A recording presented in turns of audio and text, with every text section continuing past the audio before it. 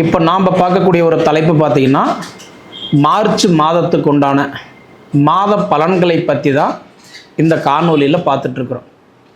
இந்த மார்ச் மாதம் மேச ராசியில் பிறந்த உங்களுக்கு எந்த மாதிரியான ஒரு மாற்றங்களை கொடுக்க போகிறார் அதை பற்றி தான் இந்த காணொலியில் நம்ம ஆதாரபூர்வமாக பார்த்துட்ருக்குறோங்க. அதாவது உங்களுடைய ராசியாதிபதி மங்களக்காரகன் செவ்வாய் பகவான் தான் உங்கள் ராசிக்கு அதிபதி. 305 டிகிரியில் கும்ப ராசியில் தன்னுடைய சொந்த நட்சத்திரத்திலேயே, அதாவது அவிட்ட நட்சத்திரம் 4ஆம் பாதத்தில் கும்பராசியில் உட்கார்ந்துருக்கக்கூடிய ஒரு தருணம் அற்புதமான வாய்ப்பு. உங்களுடைய ராசியாதிபதி அவருடைய சொந்த நட்சத்திரத்திலேயே இந்த மாதத்தில் உட்காந்துருக்கிறார். அற்புதமான வாய்ப்பு. சரிங்களா? அப்படி தன்னோட சொந்த நட்சத்திரத்தில் வரக்கூடிய மங்களக்காரகன் எங்கே இருக்கிறாருன்னா 11ஆம் இடம் லாபஸ்தானத்தில் இருக்கிறார். ஒவ்வொரு மனிதனுக்குமே அதாவது வெற்றியாக அந்த மாதம் முடியணும், எண்ணிய காரியங்கள் சக்ஸஸ் ஆகணும், நல்லது நடக்கணும்னா நாம் முக்கியமாக பார்க்க வேண்டிய இடம் 3 இடம். அதுலேயும் முக்கியமான இடம் லாபஸ்தானம், 11ஆம் இடம். 11ஆம் இடம் நல்லா இருந்தால் தான் அந்த மாதத்தில் அதாவது சில நல்ல காரியங்கள் நம்ம வீட்டில் நடக்கும். அதுதான் லாபஸ்தானம், 11ஆம் இடம். இந்த மாதத்தில் 11ஆம் இடத்துல ஒரு கிரகம் இல்லை, 2 கிரகம் இல்லை, 5 கிரகங்கள் உட்கார்ந்துருக்கிறது அற்புதமான வாய்ப்பு. 11ஆம் இடம் அப்படின்றது உங்கள் ராசிக்கு 11ஆம் இடம்ன்றது கும்பராசி. கும்பராசியில் ஆல்ரெடி ராகு பகவான் இருக்கிறது இது எல்லாருக்குமே தெரியும். ராகு பகவானோட உங்கள் ராசி அதிபதி செவ்வாய், அதாவது சுக்கிர பகவான், சூரிய பகவான், அதுபோக இன்னைக்கு புதன் பகவான், இந்த 4 கிரகம் 11ஆம் இடத்துல உட்காந்துருக்கிறது ஒரு அற்புதமான வாய்ப்பு.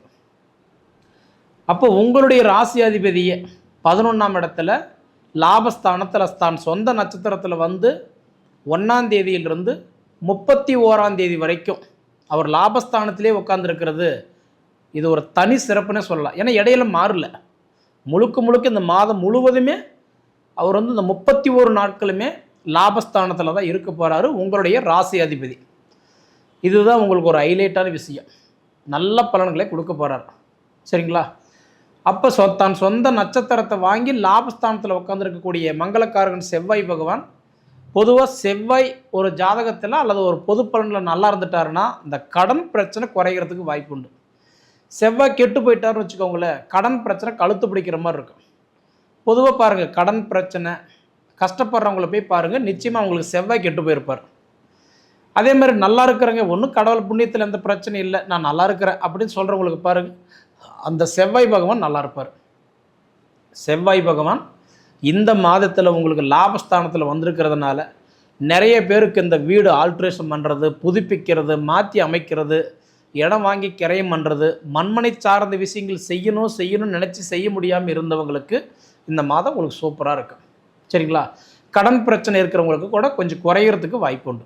அதனால் இந்த மாதம் தன்னுடைய ராசியாதிபதியை லாபஸ்தானத்தில் வந்திருக்கக்கூடிய காலம் நிச்சயமாக உங்களுக்கு நல்லாயிருக்கும். சரிங்களா?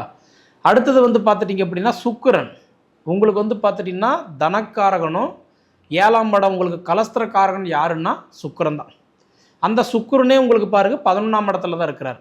ஒரே நாள் மட்டும்தான், 1ஆம் தேதி நைட்டே பாருங்கள் அப்படின்னா 11ஆம் இடத்துலேருந்து 12ஆம் இடம் பயிற்சி ஆயிடுவார். ஆனால் உங்களுக்கு மாங்கல்ய ஸ்தானத்துக்கு அதிபதியும் தனக்காரகனும் இந்த சுக்கிர பகவான் போய் உச்சமடைகிற வீடு எதுன்னு பார்த்தீங்கன்னா மேன ராசி தான். சரிங்களா?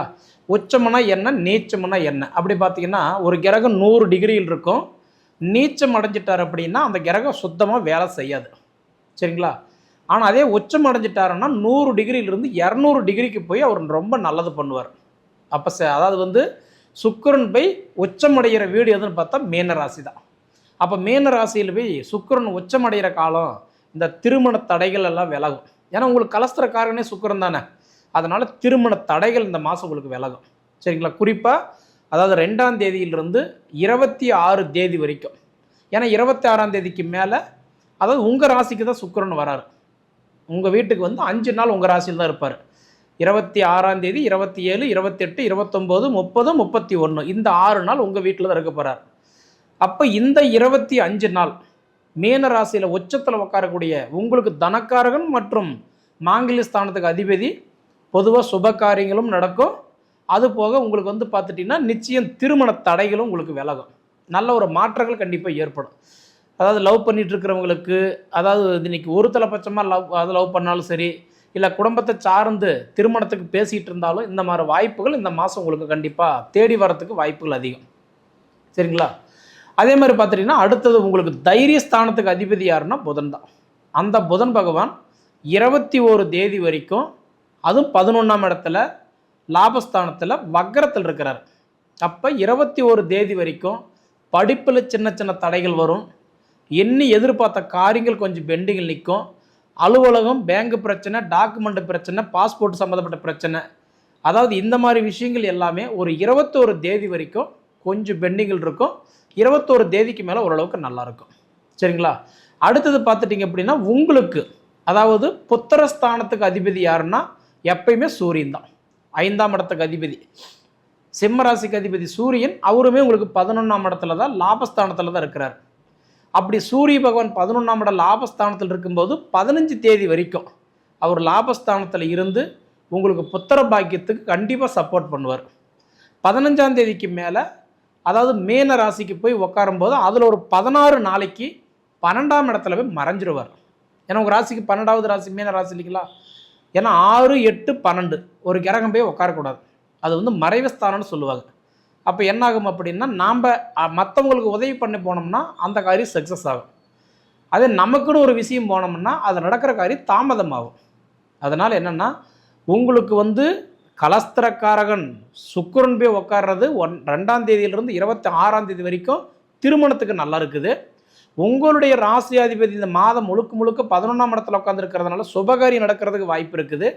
புத்திர ஸ்தானத்துக்கு அதிபதி சூரிய பகவான் உங்களுக்கு 15ஆம் தேதி வரைக்கும் லாபஸ்தானத்தில் இருக்கிறதுனால இந்த குழந்தை வர எதிர்பார்க்குறவங்களுக்கு, அதுக்கு ட்ரீட்மெண்ட் போயிட்டுருக்கிறவங்களுக்கு, அதாவது விரதம் பிடிக்கிறவங்களுக்கு, அதாவது அதுக்கு புத்திர பாக்கி சார்ந்த விஷயங்கள் எதிர்பார்க்குறவங்களுக்கு 15 தேதி வரைக்கும் லாபஸ்தானத்தில் இருக்கிற சூரியன் உங்களுக்கு நல்லதே பண்ணுவார்.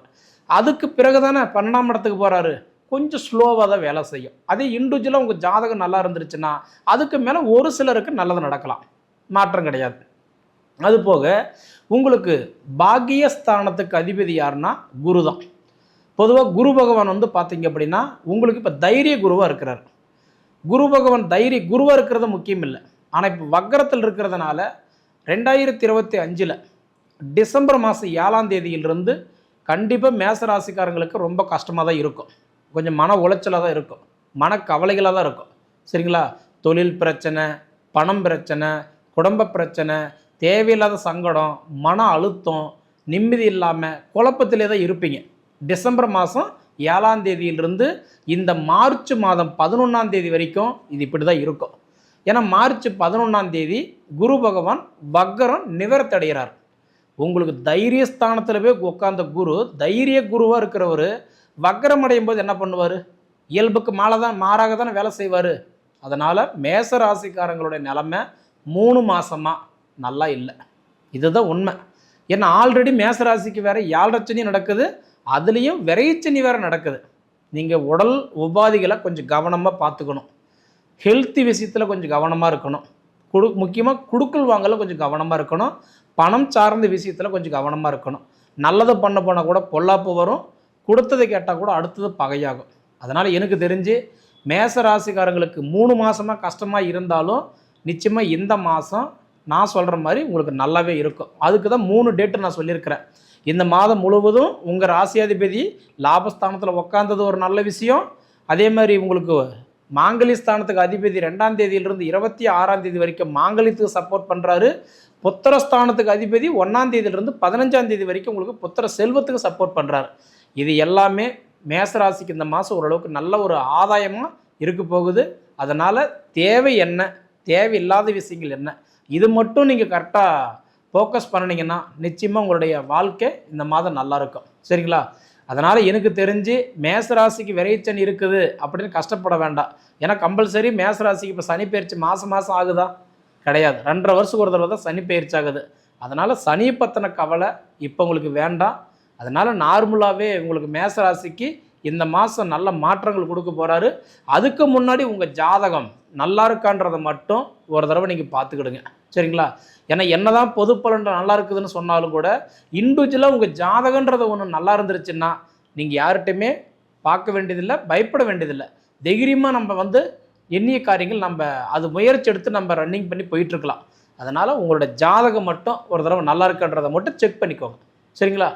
சரி நேயர்களே, உங்கள் பொன்னான நேரத்தை ஒதுக்கி இவ்வளவு நேரம் என்னோட காணொலியை நீங்கள் முழுமையாக பார்த்ததுக்கு மனசார மனசுலேருந்து கேட்டுக்கிறேனுங்க. நன்றி.